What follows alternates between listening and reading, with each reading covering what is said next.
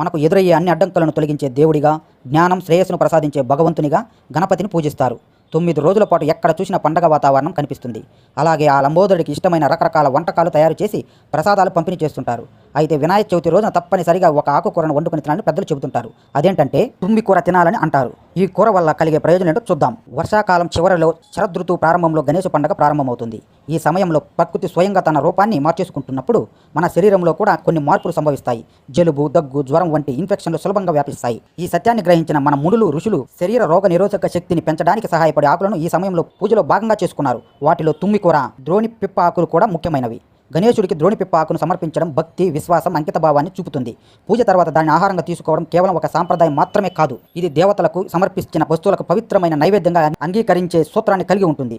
దీని వెనుక ఉన్న నమ్మకం ఏంటంటే దేవుడికి సమర్పించబడినది శరీరానికి ఔషధం. అందువలన ఈ అభ్యాసం మనల్ని భక్తి మార్గంలో, ఆరోగ్య మార్గంలో నడిపిస్తుంది.